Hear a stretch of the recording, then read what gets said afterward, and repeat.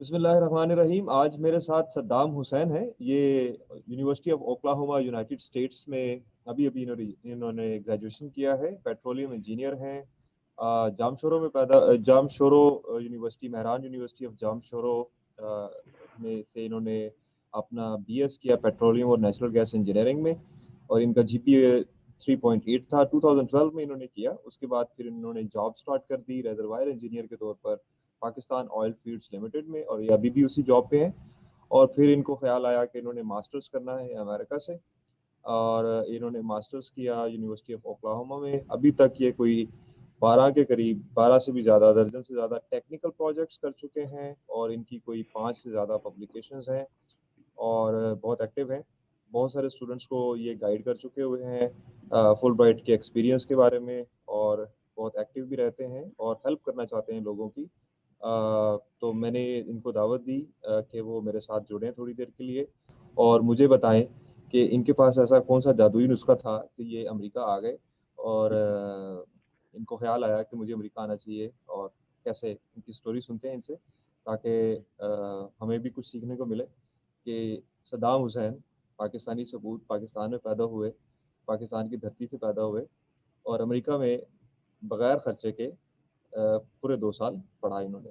तो मैं ये ठीक कह रहा हूँ कि आपको कुछ खर्चा अपने पल्ले से करना पड़ा फुल ब्राइट के लिए? नहीं सर, बिल्कुल नहीं।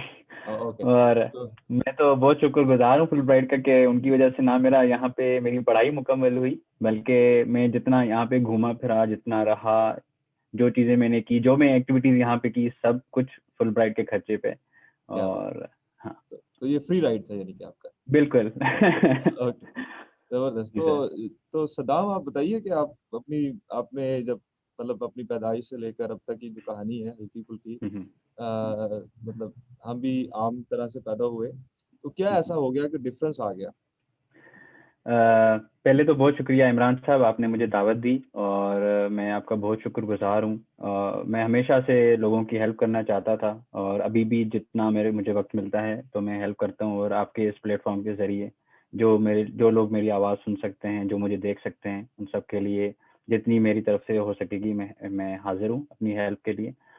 और आप जैसे आपका सवाल, मेरी पैदाइश जो है वो ज़िला जैकबाबाद सिंध के अंदर हुई, और 1990 के अंदर। उसके बाद मेरी इब्तदाई तालीम वहीं हुई। उसके बाद जब मैं छठी क्लास में था तो मैं कराची मूव हो गया, और मेरा सारा ब्रॉटअप सारा कराची में हुआ। And then I completed my FSc in Karachi and then moved to University of Mehran University for my तो bachelor's आपने in एफएससी petroleum. में कितने नंबर लिए थे? FSc में मेरी मुझे नंबर्स तो एग्जैक्टली याद नहीं है, लेकिन was in 70 समथिंग परसेंटेज में था। ओके। तो मतलब हाँ, कोई इतना ज्यादा कोई टॉप क्लास किस्म के नंबर तो नहीं थे? हाँ, टॉप क्लास के अंदर नहीं थे। उसका एक मेजर रीजन ये था कि मेरे जो फर्स्ट ईयर के अंदर नंबर थे वो कम आए थे, क्योंकि अच्छा। एग्जाम के दौरान ही मुझे टाइफाइड हो गया था। ओके। तो मेरे पेपर अच्छे नहीं हुए। ओके। हालांकि उसके अलावा मेरे अगर सेकंड ईयर में नंबर देखें तो वो इट वाज अराउंड 88%, 89%। ओके, तो माशाल्लाह। जो एग्रीगेट बन गया तो वो सेकंड ईयर की वजह से बन गया, तो मैंने थोड़ा कवर कर लिया। हाँ, लेकिन वो हाँ, मैंने ये सवाल इसलिए पूछा कि बहुत सारे स्टूडेंट्स ऐसे समझते हैं कि जैसे कि बहुत कोई ज्यादा नंबर चाहिए होते हैं अमेरिका आने के लिए एफएससी के अंदर। तो मेरा ख्याल है कि बाद में जो एजुकेशन होती है उसमें इंसान, क्योंकि उस वक्त छोटा होता है ना, 16-17 साल का बच्चा होता है या 18 साल का होता है, तो इतनी अकल भी नहीं होती है। लेकिन आहिस्ता आहिस्ता जब एक्सपोजर मिलता है तो अकल आती है। तो अच्छा, फिर उसके बाद आपने मेहरान यूनिवर्सिटी में आपने दाखिला ले लिया इंजीनियरिंग में, हम्म। पेट्रोलियम तो इंजीनियरिंग में। जी, तो हाँ, मेरा एडमिशन हो गया, और उसके बाद से मैं थोड़ा सा हमेशा मेरा जो आप कह रहे हैं, जो मेरा पलड़ा जो था वो उस तरफ थोड़ा भारी था एकेडमिक साइड पे, क्योंकि अच्छा। मैंने फिर डिस्ट्रिक्ट में टॉप किया था मेहरान यूनिवर्सिटी के एंट्रेंस एग्जाम के अंदर। तो ओके। वो भी मुझे एक एज मिल गया कि मेरी चॉइस थी पेट्रोलियम इंजीनियरिंग में, मेरा पैशन था। मैं हम्म। हमेशा से इस फील्ड के अंदर जाना चाह रहा था। हम्म। बेसिकली मैं, क्योंकि हमारे जब मैं छोटा था, तो मैं आपको ना थोड़ा सा पैशन बता दूं कि मेरा पेट्रोलियम इंजीनियरिंग में पैशन क्यों बना। हम्म। कि मैं जब छोटा था तो इधर हमारे आबाई गांव जो था जैकोबाद के पास, तो वहाँ पे हमारी कुछ ज़मीनें, तो मैं वहाँ जाता था। वहाँ पे ड्रिलिंग स्टार्ट हो गई थी, ऑयल, वहाँ पे ऑयल वेल ड्रिलिंग स्टार्ट चल रही थी। तो हमेशा से मुझे क्यूरोसिटी होना ये क्या कर रहे हैं।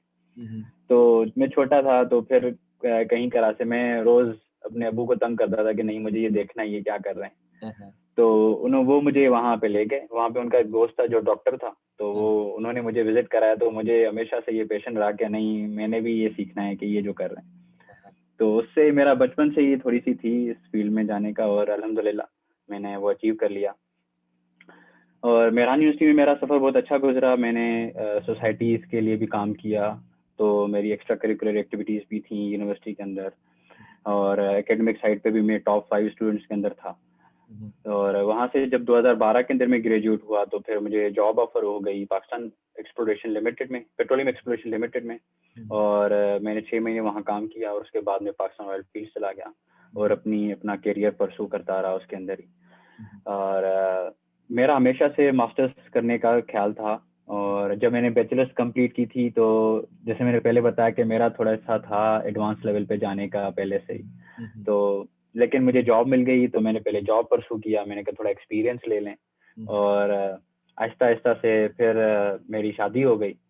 तो मुझे टाइम नहीं मिला, हाँ तो मुझे टाइम नहीं मिल पाया शुरू में कि मैं फिर जो है ना अपना एकेडमिक साइड पे दोबारा वापस जा सकूं।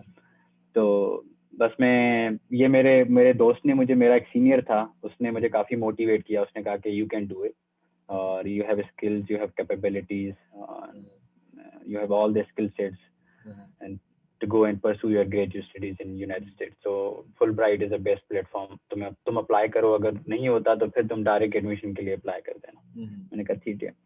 मैंने जीआरई के लिए तैयारी की, सारा कुछ किया। फुलब्राइट पे मैंने जो एसेस थे उसके अंदर काफ़ी टाइम लगाया, और काफ़ी मेंटोर्स थे। इस मेहनत के पीछे सिर्फ मेरी नहीं, काफ़ी लोगों का हाथ है, जिसमें काफ़ी लोग हैं, मेरे सीनियर्स हैं, फुलब्राइट स्कॉलर्स हैं, जिन्होंने मेरे एसेज रिव्यू किए, जिन्होंने मुझे इंटरव्यू के लिए मुझे टिप्स दी कि आपको क्या करना चाहिए। और अल्हम्दुलिल्लाह मेरी फर्स्ट अटेम्प्ट में ही मुझे स्कॉलरशिप मिल गया। वाह। तो ये जो आपको फुलब्राइट का मतलब जब आपको आपने 4 साल जॉब भी किया 2012 से लेकर और 2006 7 19 18 तक। तक 19 तक आप जॉब करते जी रहे। जी। तो जॉब में तो इतना ज़्यादा मतलब जुझनो कि आपको ख्वाहिश थी कि मैं आगे बढ़ूँ और मैं अमेरिका आऊँ, और अमेरिका आके तो ये जो आपका अमेरिका आने का सफ़र था, ये आपका जो डिसीजन था, अब आप क्या सोचते हो कि ये अच्छा डिसीजन था या अच्छा डिसीजन नहीं था? नहीं, बहुत अच्छा डिसीजन था। और क्योंकि मेरे ख्याल से आप जब आप किसी भी लेवल पे कोई काम करते हैं तो आपका एक सर्टेन सेचुरेशन पीरियड होता है। आप कोई भी काम करते हैं सीखने का, तो आप कुछ टाइम बाद सेचुरेट हो जाते हैं उसके अंदर। तो आपके पास लर्निंग अपॉर्चुनिटी इतनी नहीं रहती उस काम के अलावा। तो मेरा हमेशा से ये होता है कि मैं नई से नई चीज़ सीखूं अपने अपने प्रोफेशन के अंदर। तो और मास्टर्स करना मेरे लिए वो बड़ा बड़ा एक स्टेप था कि मैं एक नई चीज़, नई एडवांस उस पे जाऊं। और यूनाइटेड स्टेट्स क्योंकि हर चीज़ में बहुत आगे एडवांस है, और स्पेशली ऑयल एंड गैस में भी। तो इस वजह से मैंने इसको परसू किया, और मैं अल्हम्दुलिल्लाह बहुत खुश हूँ। और मेरी बहुत ज़्यादा अचीवमेंट्स भी हैं। मेरा भी रिसेंटली एक पेपर भी एक्सेप्ट हुआ जो कि कॉन्फ्रेंस के अंदर, जो कि ग्लोबली ऑयल एंड गैस की सबसे बड़ी कॉन्फ्रेंस है। और वहाँ पे जो स्टूडेंट्स का जो एक्सेप्टेंस रेट है इज अराउंड 3 to 4%। तो आई एम लकी कि मेरा वहाँ पे मेरा जो रिसर्च का सारा काम है वो वहाँ पे एक्सेप्ट हुआ।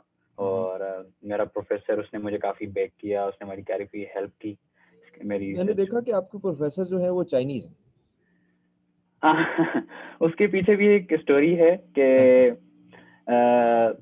अब कभी कभी टाइम मिलेगा तो उसके ऊपर कभी दोबारा सेशन करेंगे कि जो यहाँ पे लोग आते हैं उनको ग्रेजुएट स्टडीज के अंदर क्या मुश्किलात आती हैं उनके प्रोफेसर्स के साथ। बेसिकली मेरा पहले एक और सुपरवाइजर था, फिर मैंने चेंज करके कोई और सुपरवाइजर किया।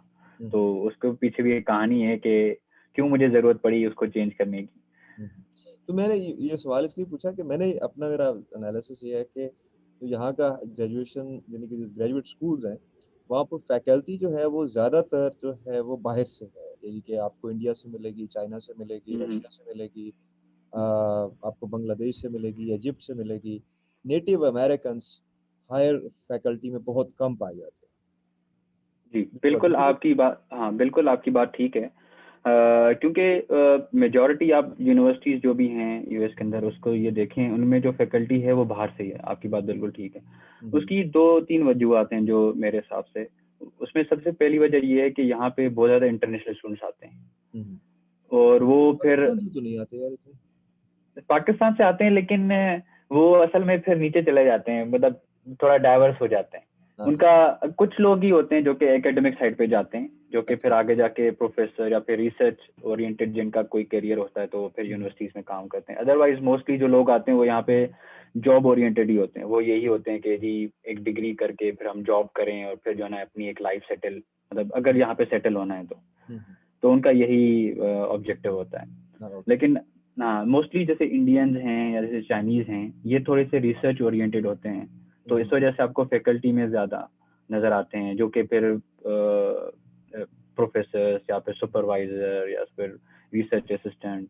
और फिर दूसरा बड़ा फैक्टर है पॉपुलेशन का और अवेयरनेस का, एजुकेशनल अवेयरनेस का, क्योंकि हम सबको पता है कि इंडिया जो है वो आईटी में बहुत आगे है। तो यहाँ पे आपको अगर आईटी फर्म्स में देखें तो आपको every second person will be Indian, तो वो भी, और चाइनीज आपको बहुत ज्यादा इस वजह से मिलेगा। तो ये 2-3 फैक्टर्स हैं। हम तो यही कोशिश करते हैं कि हम अपने लोगों को ज्यादा से ज्यादा अवेयर करें, क्योंकि अपॉर्चुनिटीज यहाँ पे बहुत हैं। आप एक अपॉर्चुनिटी के लिए जाते हैं तो यहाँ पे आपको 3 अपॉर्चुनिटीज मिलती हैं, अगर आपको अपॉर्चुनिटी लेने वाले बने तो। हाँ, तो बस यही है 2-3 चीजें। तो मतलब मैंने एक फुल ब्राइट के ही कोहॉर्ट के अंदर सुना था कि तकरीबन 3 लाख के करीब चाइना से स्टूडेंट आते हैं हर साल, 1.5 लाख के करीब इंडिया से आते हैं, और पाकिस्तान से सिर्फ 7,000 स्टूडेंट आते हैं पढ़ने के लिए। जी हाँ। तो हमें ये जीआरई करना बहुत ही मुश्किल होता है।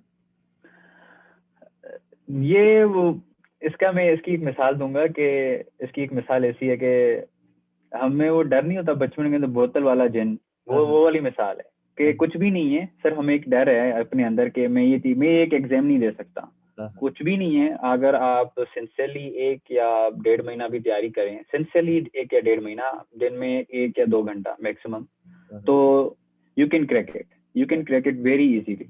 हाँ, हाँ, अगर आपकी बेसिक्स अच्छी हैं, बेसिक मैथ आपको आती है, इंग्लिश में आप थोड़ा स्ट्रगल करेंगे, अगर आपकी स्कूलिंग, मतलब मेरी स्कूलिंग नॉर्मल थी, मैं कोई मतलब ओ लेवल्स या ए लेवल्स का स्टूडेंट नहीं था, तो उसके बावजूद मुझे मुश्किल हुई, लेकिन मैंने मेहनत करके अच्छा स्कोर वर्बल के अंदर भी कर लिया था।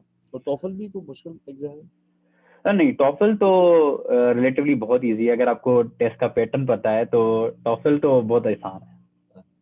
जी मतलब सिर्फ मेरा अपना मानना ये है कि बहुत सारे स्टूडेंट्स यूरोप की तरफ भाग जाते हैं या ऑस्ट्रेलिया की तरफ भाग जाते हैं, क्योंकि वहाँ पर जीआरई और टॉफल नहीं होता ना।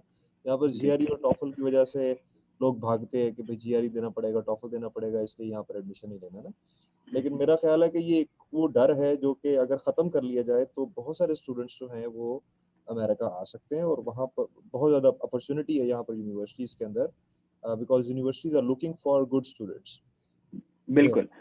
जैसे आपने पहले बताया कि यहाँ पे जो अमेरिकन्स हैं, अब वो आपको फैकल्टी के अंदर या जो रिसर्च साइड पे उनका जो रेशो है वो कम है एज कम्पेयर टू इंटरनेशनल जो भी हैं, इंडियंस, चाइनीज या जो बाकी नेशनलिटीज लोग हैं। होते हाँ, तो उसकी एक मेजर वजह ये भी है कि जो प्रोसेस है उसमें इतनी ज़्यादा एप्लीकेशंस आती हैं उनकी, तो उनको नंबर ऑफ चांसेस उनके लिए ज़्यादा हो जाते हैं। हैं। हमारे लोग इसी डर से, जैसे आपने कहा कि जीआरई टॉफल, वो इस डर से जाते ही नहीं है।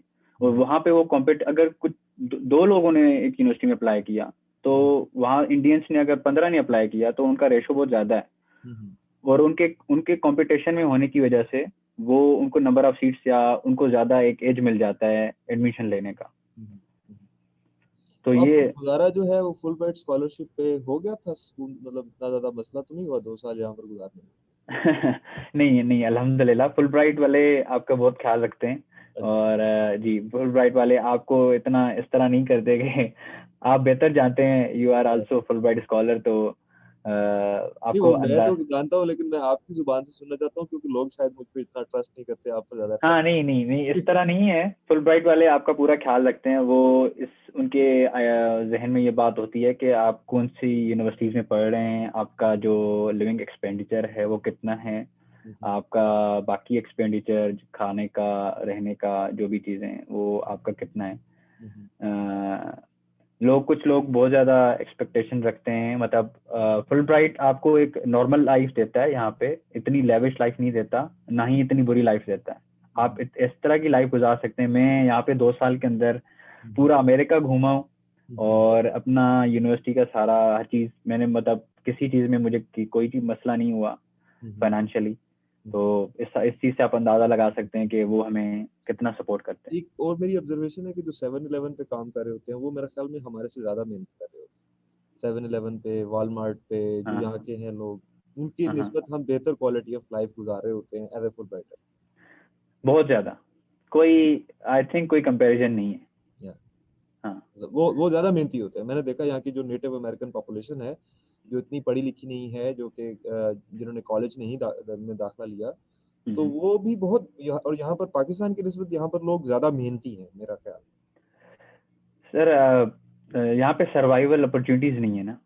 हमारे यहाँ सर्वाइवल अपॉर्चुनिटीज हैं। यहाँ आपको पता है 18 साल बाद वो पेरेंट्स का वाला, वो जो यहाँ का कल्चर है, आपने खुद डिपेंडेंट है अपने आप, मतलब आप खुद कमाएंगे और खुद खाएंगे।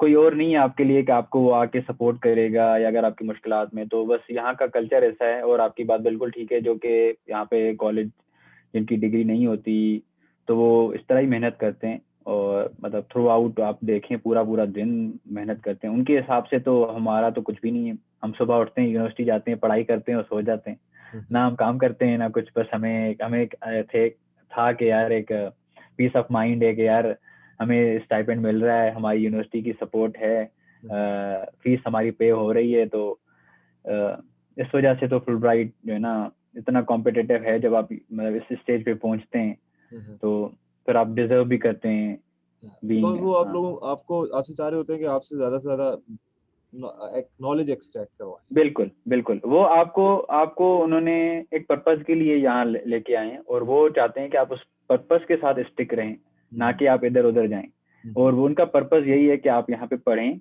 आप यहाँ पे कल्चर, यहाँ का कल्चर देखें, और आप वापस जाके वो नॉलेज और वो कल्चर ट्रांसफर करें। तो आपने क्या क्या सीखा अभी तक, मतलब कुछ चीजें जो कि पाकिस्तान में नहीं है और इन लोगों में मौजूद है?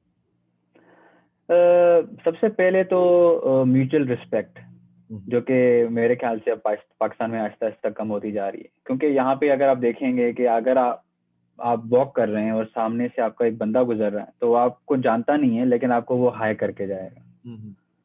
और अगर आप पाकिस्तान में किसी बंदे को, सामने आने वाले बंदे को सलाम कर दें, तो आपसे नाराज होएगा कि मैं तुम्हें जानता नहीं हूँ, तुमने मुझे सलाम क्यों किया। तो ये एक बड़ी चीज होती है यहाँ के लिए। और रिस्पेक्ट है, मैंने यहाँ पर लड़ते हुए नहीं देखा लोगों को। और बिल्कुल, और आप किसी को हाथ भी नहीं लगा सकते यहाँ। हाँ, म्यूचुअल रिस्पेक्ट और जेंडर इक्वलिटी, ये बड़ी चीज है। आप जो है ना, आप चाहे मर्द हैं यहाँ चाहे औरत हैं, आपको इक्वल अपॉर्चुनिटीज मिलती हैं, जो कि हमारे मुल्क में वो बहुत कम है, इक्वल मैंने अपॉर्चुनिटीज एक और नहीं है। चीज देखी यहाँ पर कि रात को 2 बजे एक दफा मुझे इत्तेफाक हुआ, बल्कि अक्सर होता है, तो 7-Eleven पे लड़की जो है वो काम कर रही होती है, या बिल्कुल। तो मैं ये सोचता हूँ कि पाकिस्तान में तो हमारे यहाँ जो खवातीन हैं या बच्चियाँ हैं हमारी, वो तो अगर सात शाम 6 बजे के बाद भी बाहर निकलना तो उनके लिए बहुत मुश्किल हो जाता है, अगर उनके बहुत घर मुश्किल। में भाई ना हो या उनका वालिद उनके साथ ना हो। तो ये कल्चर ऐसा क्यों है यहाँ पर? मतलब यहाँ पर लड़कियां जो हैं वो बहुत आजादाना, और उनको कोई भी हरास नहीं कर सकता, उनको कोई तंग नहीं कर सकता। आपकी क्या ऑब्जर्वेशन? रूल ऑफ लॉ जो है ना, वो यहाँ पे है। यहाँ पे जो गोरा है वो डरता है इस चीज से बहुत ज्यादा, कि मैं किसी भी चीज से जो है ना, मैं मतलब उसको हमेशा ये डर होता है, हमेशा जहन में होता है कि मैं पकड़ा जाऊंगा, अगर मैंने कोई गलती की तो मैं पकड़ा जाऊंगा। हमारे यहाँ वो नहीं है।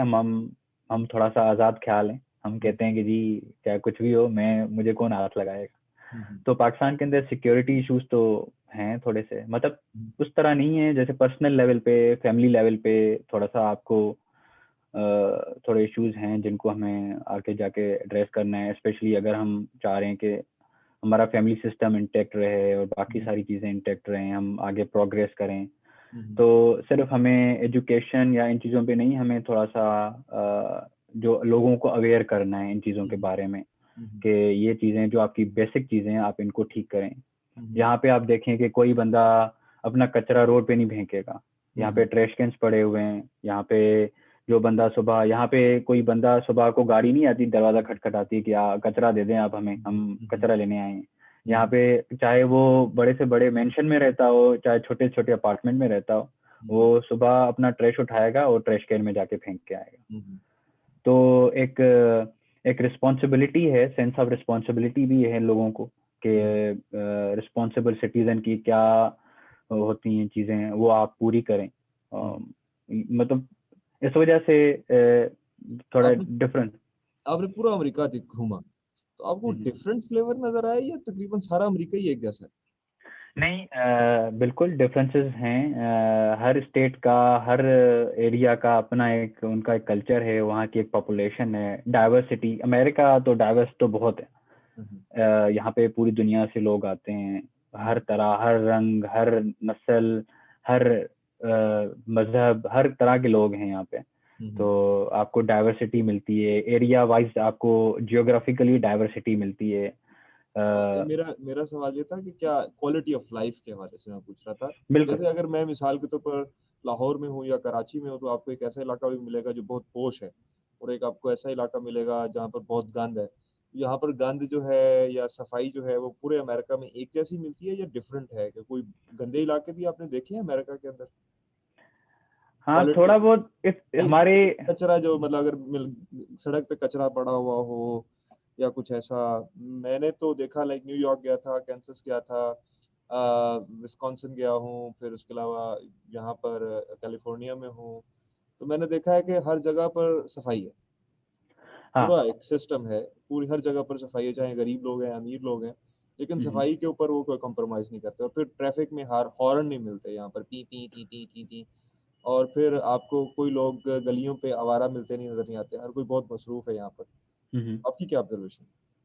नहीं, बिल्कुल आप बिल्कुल ठीक कह रहे हैं। चाहे वो गरीब से गरीब इलाके, क्योंकि यहाँ पे भी होमलेस वगैरह रहते हैं, मतलब बहुत सारे बड़े शहर में, कैलिफोर्निया के अंदर, न्यूयॉर्क के अंदर, शिकागो के अंदर।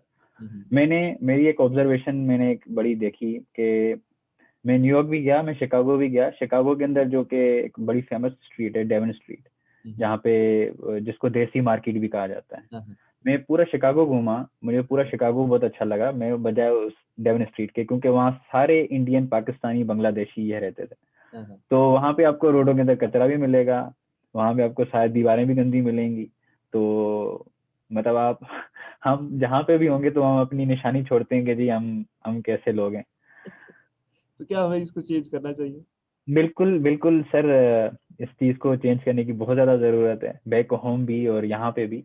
क्योंकि ये छोटी छोटी चीजें आप दूसरे लोगों को एक मैसेज देती हैं कि आप किस तरह के लोग हैं, आप डिसिप्लिन्ड हैं, आप सफाई सुथराई वाले लोग हैं, और आपके अंदर अदम बर्दाश्त कितना है, आपके अंदर रिस्पेक्ट कितनी है।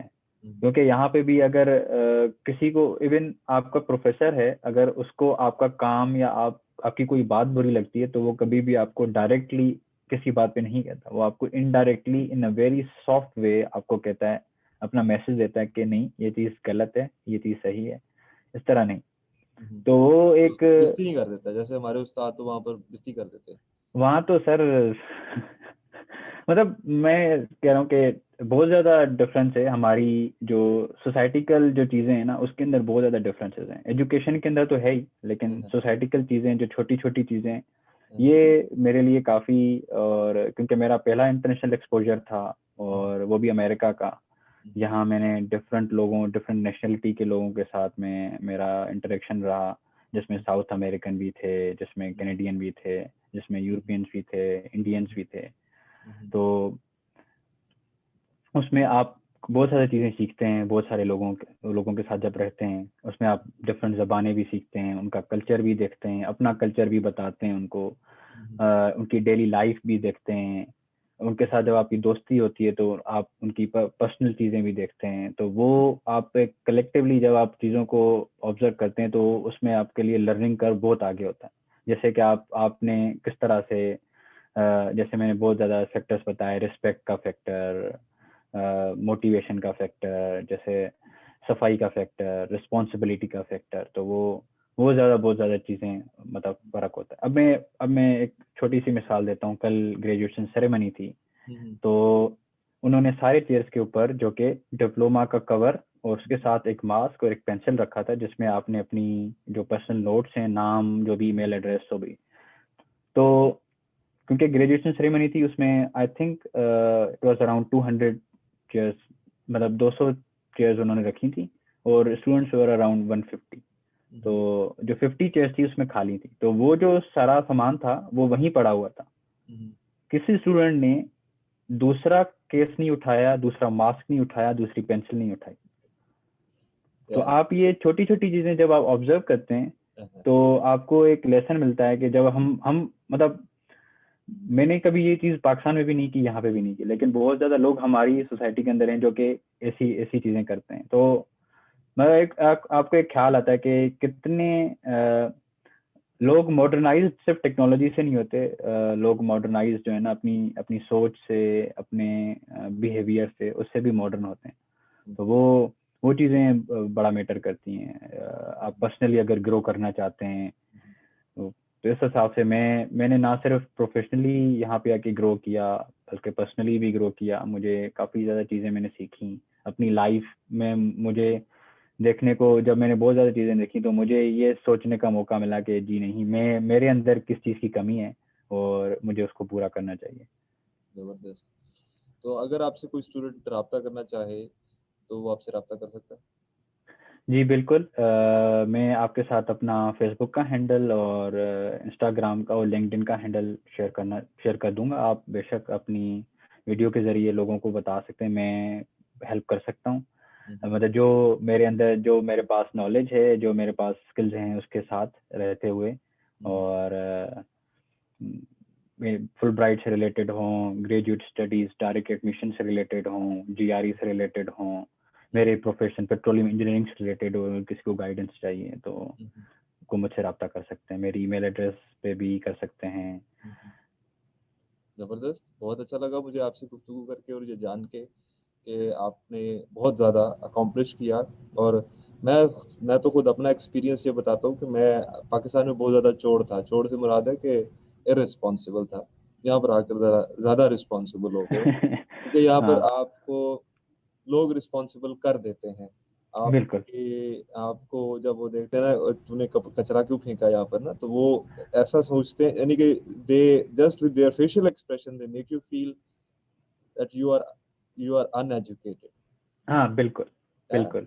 तो हाँ। और फिर वो चीज़ें आप खुद ब खुद सीखते हैं। मैं अभी हमारे यहाँ पर कैंटीन है, कैफेटेरिया है, वहाँ पर सारी चीज़ें ओपन पड़ी हुई हैं, सब कुछ ओपन पड़ा हुआ है, किसी की मजाल नहीं है कि चोरी करे। हाँ। और वही सिर्फ वहाँ पर एक कार्ड पड़ा हुआ है, वो जो चीज़ आपने लेनी है लेके स्कैन करके तो आप अपने ले जाए। लेकिन मैंने कभी नहीं देखा कि यहाँ पर कम से कम भी 1000 स्टूडेंट आता है, तो कोई जिसकी चीज़ नहीं है वो नहीं लेगा। मेरा हाँ। लैपटॉप यहाँ पर पड़ा होता है अक्सर, चीज़ें पड़ी होती हैं अक्सर, मुझे कभी फिक्र नहीं पड़ा होता कि मैं उसका ख्याल रखूँ या कुछ चोरी करने का। हाँ बिल्कुल बिल्कुल। ये तो मतलब एक एक विजिबल डिफरेंसेस हैं, बहुत बहुत बड़े बड़े डिफरेंसेस हैं कि लोगों को लोगों को अपना पता है कि ये चीज़ अगर मेरी नहीं है, ये मेरी उससे बाहर है, हाँ, मेरी बाउंड्री से बाहर है, तो मैं वो कभी भी उस तरफ नहीं जाएगा। हाँ, और हमेशा अपनी रिस्पॉन्सिबिलिटी जो उसकी है वो कहेगा कि मेरा ये दायरा कार है, ये मेरा काम नहीं है कि मैं दूसरे की किसी चीज़ में टांग अड़ाऊं। आप आप ये देखें कि यहाँ पे अगर कोई आपके बराबर में कोई रह रहा है, तो आपकी उससे जान पहचान नहीं होगी कभी भी। आप नहीं जानते कि आपके बराबर में कौन रह रहा है, तो वो ना ही उसको कोई गर्ज होगा आपकी आपकी किसी बात से कि जी मैं उससे मिलूं, मेरे बराबर में तो ये पाकिस्तान से आया है तो मैं उससे मिलूं।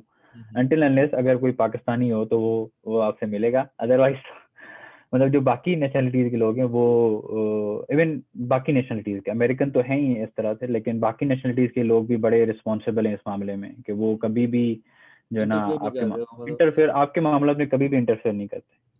मतलब आप क्या खा रहे हो, क्या पी रहे हो, आपने किसके साथ गए हो, किसके साथ नहीं गए हो, क्या कर रहे हो, बिल्कुल क्या नहीं कर रहे हो।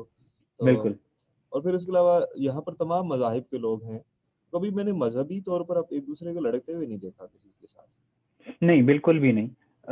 लोग यहाँ पे काफी रिस्पेक्ट करते हैं, बहुत लोग हम्म, काफी ज्यादा रिस्पेक्ट करते हैं लोग। मजहब के रिलेटेड, मतलब अच्छे बुरे लोग हर कम्युनिटी में, हर कल्चर में, हर मजहब के अंदर अच्छे बुरे लोग होते हैं। उससे हमें ये नहीं जज करना चाहिए कि ये पूरी की पूरी कम्युनिटी खराब है, या पूरा पूरा मुल्क खराब है, या पूरा पूरा मजहब खराब है। तो अच्छे बुरे लोग होते हैं। और मेरे मेरे 2 साल के यहाँ के उसमें टाइम पीरियड में मुझे अल्लाह का शुक्र है कभी कोई रेशियल चीज़ नहीं मिली कि किसी ने मुझे रेसिज्म के ऊपर मुझे कोई डिस्क्रिमिनेट किया हो, ना ही मज़हब के ऊपर, ना ही मेरे नेशनलिटी के ऊपर, कि मैं अगर पाकिस्तानी हूँ तो मुझे डिस्क्रिमिनेट करे, मैं मुसलमान हूँ तो मुझे डिस्क्रिमिनेट करे, या जो है वो मेरा रंग है, रंग के ऊपर मुझे डिस्क्रिमिनेट करे, कभी भी नहीं, मेरी रेस के ऊपर। तो अल्लाह का शुक्र है। एक और चीज मेरी ऑब्जर्वेशन है कि यहाँ पर बहुत बड़े बड़े बंदे मौजूद हैं और पाकिस्तान में उतने बड़े बंदे नहीं हैं। मतलब मेरे कहने का मकसद ये, मैं क्वेश्चन समझाने की कोशिश करता हूँ कि आपको यहाँ पर हर दूसरा बंदा एक काबिल बंदा मिलेगा और आपको पीएचडी मिलेंगे, बहुत सारे आपको कुछ करते हुए नजर आएंगे जो कि सोसाइटी के लिए कुछ कर रहे हैं, टेक्नोलॉजी बनाते हुए नजर आएंगे, या तो आपको बहुत सारे साइंटिस्ट्स मिलेंगे, इंजीनियर्स मिलेंगे, डॉक्टर्स मिलेंगे, आर्टिस्ट्स मिलेंगे। तो ये 340 मिलियन की पॉपुलेशन है। उस 340 मिलियन की पॉपुलेशन में जो काम के बंदे होंगे वो कम से कम 30-40 मिलियन तो होंगे। पाकिस्तान में 220 मिलियन की पॉपुलेशन है, तो उधर उतने काम के बंदे क्यों नहीं है? आपकी बात से मैं आधा एग्री करता हूँ, आधा नहीं करता। यहाँ की तो मिसाल बिल्कुल आप सही कह रहे हैं कि यहाँ पे तो ये चीज़ है। हमारे यहाँ ये चीज़ है, बहुत सारे लोग हमारे यहाँ भी काबिल हैं, जो मैंने अपनी लाइफ में देखा है, बहुत सारे लोग काबिल हैं, लेकिन क्योंकि यहाँ पे रुकावटें नहीं है आपको, अगर आपके पास, पहली बात यहाँ पे रिसोर्सेज हैं आपके पास, आप अगर पीएचडी करना चाहते हैं, आपके पास रिसोर्स है, एक प्रॉपर पॉलिसी है यूनिवर्सिटी की कि पीएचडी के लिए ये चीज़ होगी तो आप ग्रेजुएट होंगे, पीएचडी के लिए आपने इतने जर्नल के अंदर पेपर पब्लिश करने, ये आपका कोई ब्रेक थ्रू करना है टेक्नोलॉजी के अंदर या जो भी जिस फील्ड में आप काम कर रहे हैं।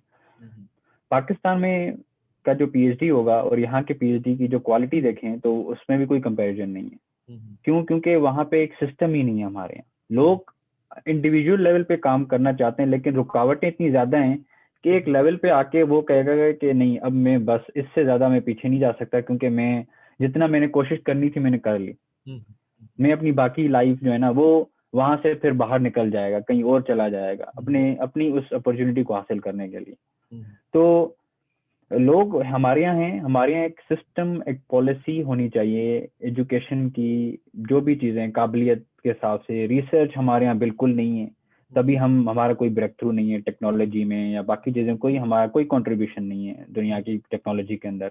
मतलब पिछले दिनों हमारे एक मिनिस्टर हैं फवाद चौधरी, जो अब साइंस के थे, उन्होंने लिखा था कि जी हम मिसाइल तो बना सकते हैं लेकिन हम गाड़ी भी नहीं बना सकते। तो मैं उनकी बात से बिल्कुल एग्री करता हूँ कि जी हम किस टेक्नोलॉजी में तो इतना बहुत आगे हैं कि हम दुनिया में अपना लोहा मनवाते हैं कि जी हमने फाइटर जेट भी बना लिया, हमने सारी चीज़ें कर ली, लेकिन हम बेसिक लेवल पे जो है ना हम कहाँ खड़े हैं।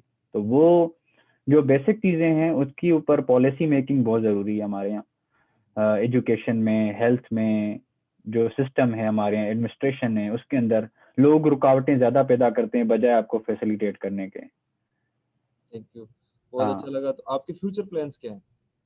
जी इंशाल्लाह मैं पाकिस्तान वापस जाऊंगा, और क्योंकि जो फुल ब्राइट का हमारा ऑब्जेक्टिव था वो मेरा पूरा हो गया है, और मैं भी वापस जाके जिस भी एरिया से, मतलब मेरा जो प्रोफेशन है उधर तो मैं काम करूंगा ही, उसके अलावा एजुकेशन साइड पे भी लोगों को अवेयरनेस देना, लोगों को बताना कि जी हमारे अंदर क्या क्या चीज़ें कमियां हैं, हम उनको कैसे पूरा करें। और क्या क्या स्ट्रेंथ्स?